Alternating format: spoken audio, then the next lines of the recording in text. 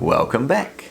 This is part 2 of Chats with Andrew Rooney, talking about how to improve your timing and rhythm, specifically looking at improving it to get your looping and your loops locked in time.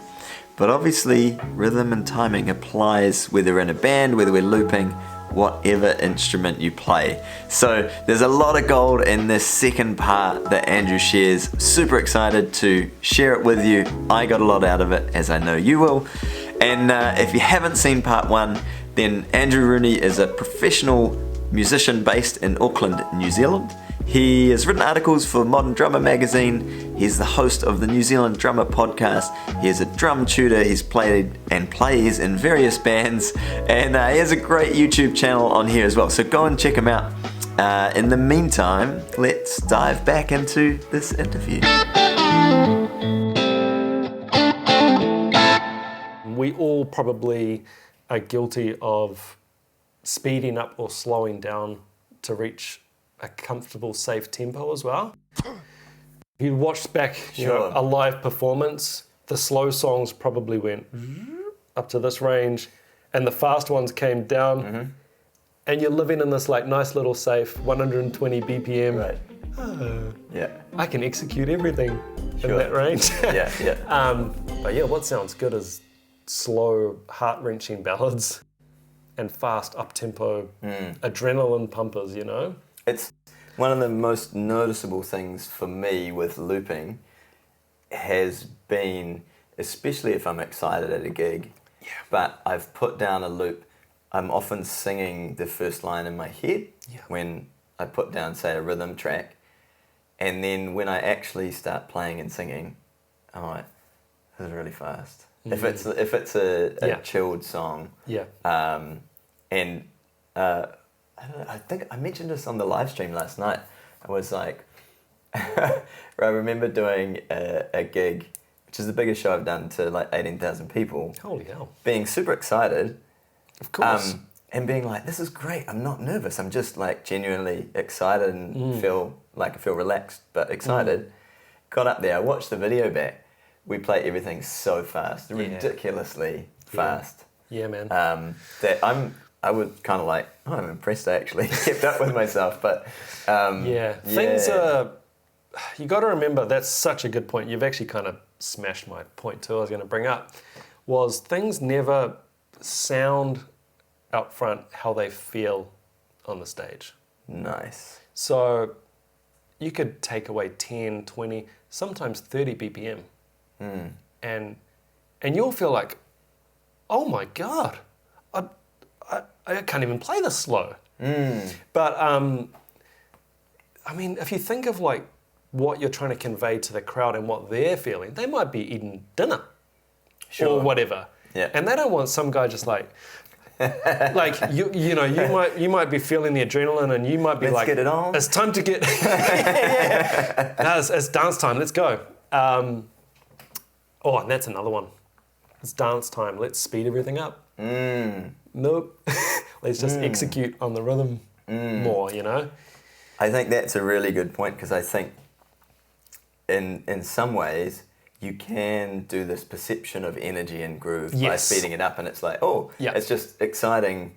To you, personally. On the stage. And there's definitely a balance of your own excitement with enthusiasm and connection. Yeah. But there's something so nice about when a groove locks in. Oh my God. That it's like, it wasn't fast. It was really like on tempo, but it's just like there's something that makes you want to move, right? You're like, cool. Yeah. I would also challenge, if we make this like really tactical for anyone watching, again, pick some songs that you know really well, that you play all the time.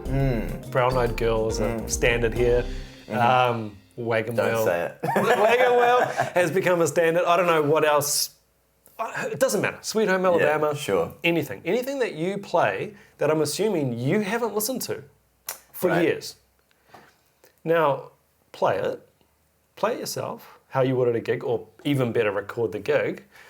Nice. Beat map it out, find out what speed you're playing it, and then get prepared for when you listen to the original.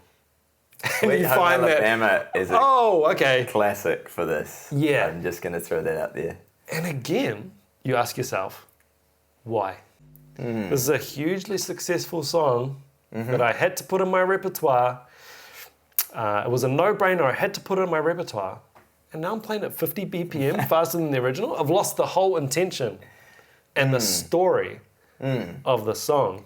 Not only that, does the bass line even work at that speed? Sure. Does it make sense at that speed? They've crafted these songs to work at a tempo. Yeah. I feel like I should put in at this point, if you're specifically playing something slow or faster because you've done your own arrangement creation, like great. Sure. but Great. if Yeah. the thing here, and I'm thinking through my own stuff, is like, was my intention with this song to pretty much replicate the original? Like, yes? Okay, cool. Now this is going to be interesting to film or audio record a gig and then go back and kind of be like, just self-assessment, like, Totally. okay, that was a whole lot faster. Is there a reason, like, do I want it at that speed, or is it just literally that? And I think these are the questions you need to ask. They're not necessarily the most fun things to do. There's a little bit of work involved in all that analysis, right? It's much easier just to, just play for fun. The crowd were having fun. Yeah. And then do the next gig. But then you might have a nagging feeling of, you know what, I actually want to do better gigs. And I want more crowd interaction at the start of the gig. Something's not connecting there. Right. And again, you might come back to your hero, your guitar hero, and think, why? Why do they sound better? I want to do the kind of gigs he's doing. I want to get paid double the amount of money. Let's say it's a money thing. And I want to get paid more. I think I'm worth more. Why aren't I getting more? What is he doing? Why is he getting? What's the value he's providing that makes him so much better? He's not twice as good a guitarist as me, but he's getting paid twice the money. It's the amp. And the lead. And he knows someone. It's not gear. It's not. Well, we all know it's not gear now. It's you. You put the value into the performance. So yeah, I'm probably rambling now because I get pretty passionate about this stuff, but I can't express to you how much of a dream it is to play with a guitarist with good rhythm. So, curious question for you. If you had a drum student that was struggling with rhythm, that you're like, you've kind of got it, but it's just a challenge, like, what would be your go-to? Like, how would you... where would you start to be like, okay, I want to get you a grounded, just maybe nothing fancy, but just really locking into...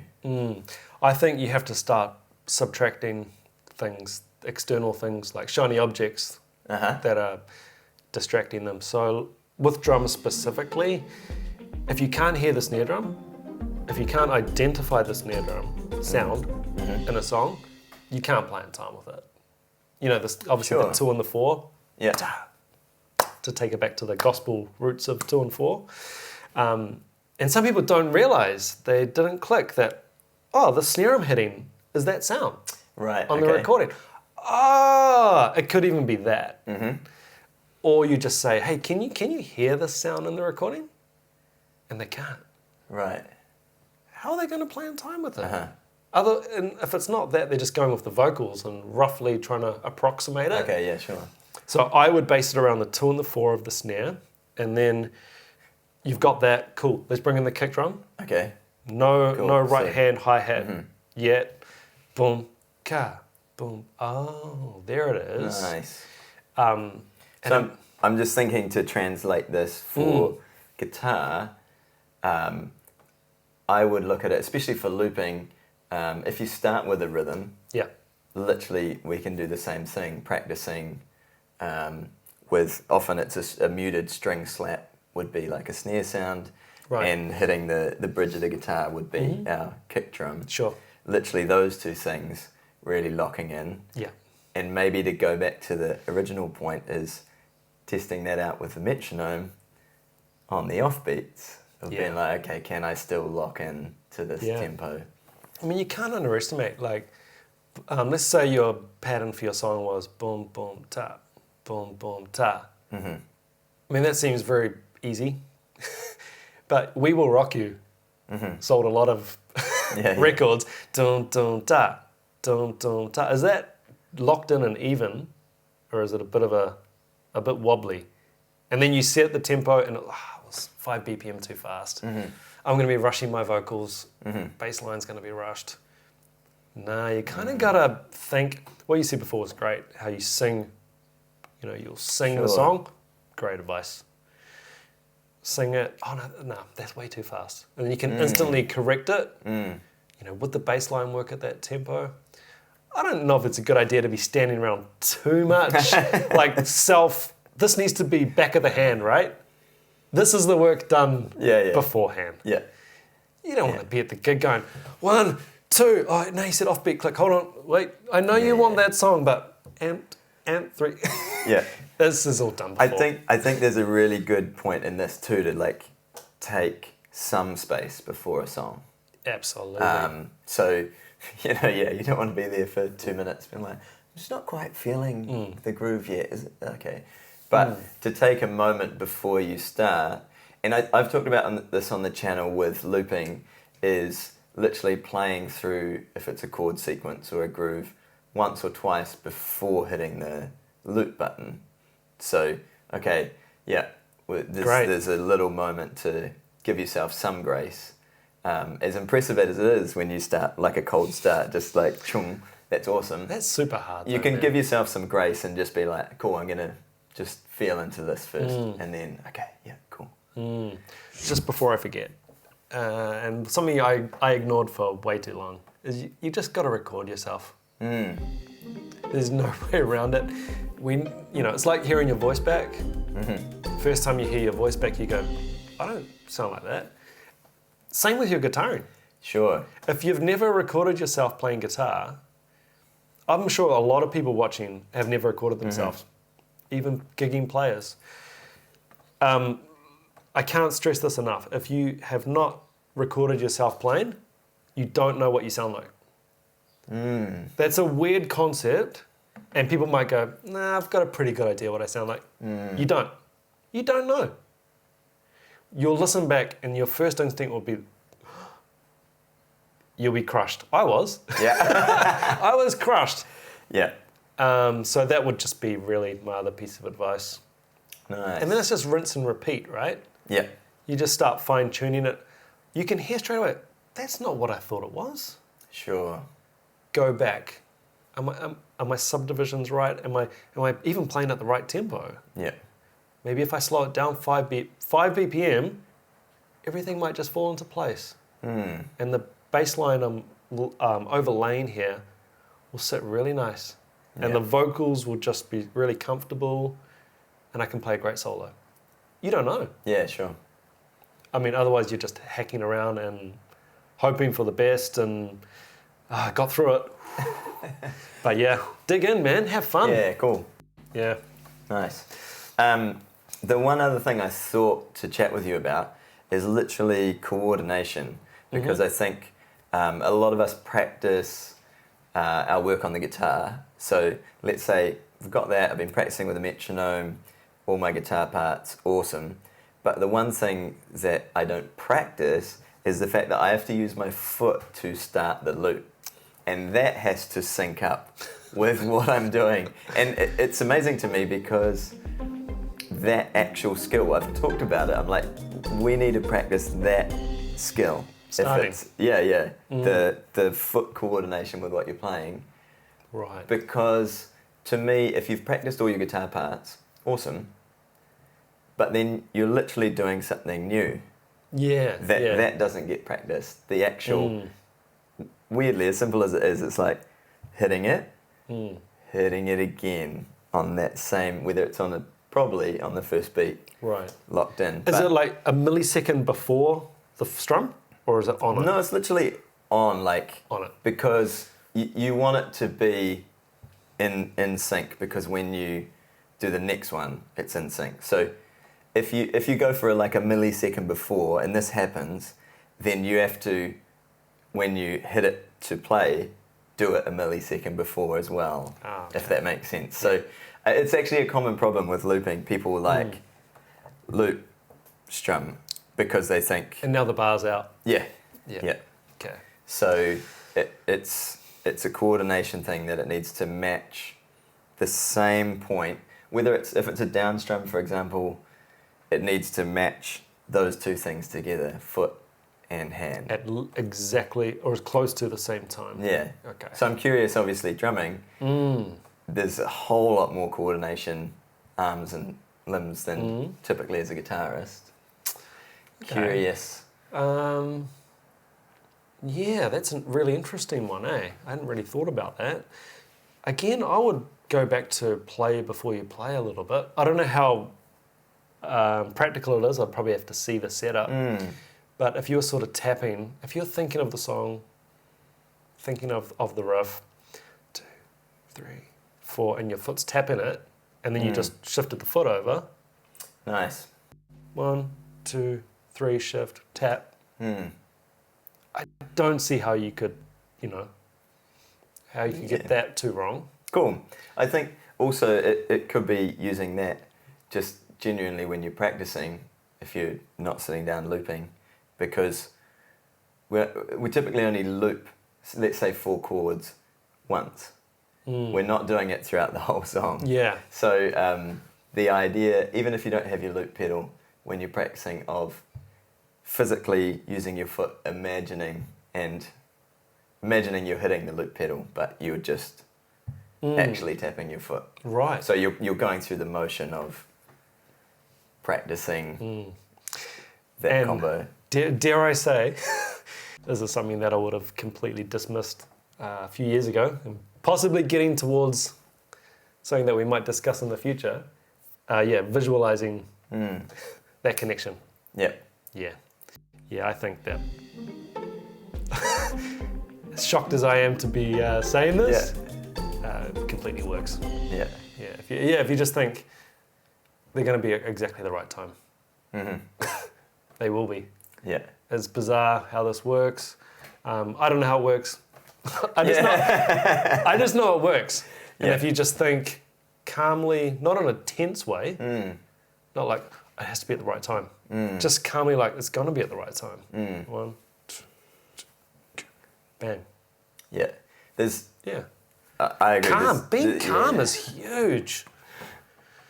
There's a crazy amount of value of genuinely just, you don't even need a guitar for this, to be honest, is imagine yourself playing the loop and just imagine yourself like being like, however you'd feel, being like, if you've been struggling with this, being like, it's in time. But actually feeling it. I would say probably even more than doing it. And just getting used to the fact of this is at the same time. It just is. This is how it's going to be. This is potentially sounding very wafty for people. And as I say, I was a skeptic on visualization and stuff like that. But if it's a real issue and you want to fix it, and your entrances are sloppy, it can't hurt to just try it. Sure. It's worked for me. It works for Olympic athletes. It works for martial artists. Yeah. They're always doing this stuff. Sports teams will do whole visualization sessions together, run over the game before they play it, and how they're going to feel when they hold the trophy. Yeah. And it damn works. Yeah. But we could be jumping the gun here. Spoiler alert. I love it. No, it's awesome. Thanks, man. Thanks so much. Pleasure. I appreciate that. And I've definitely got some things to go away with and be like, I'm going to have to test it now. So that's my ultimate test. Pick your groove, pick your song that you know to start with. So it's a soft start. Click on the beat, click off the beat. Good luck. Let's see the results. Hey. Go on, post them. Nice. Cool. All right, man. Thank you. Sweet. Thanks. Sweet. Thanks for tuning in. Hope you got something out of those 2 sessions. And if you want to get into some more drums and follow Andrew Rooney, then his channel is linked below. And we'll see you either there or on my channel or somewhere on YouTube. I hope you have an amazing, amazing week and happy practicing.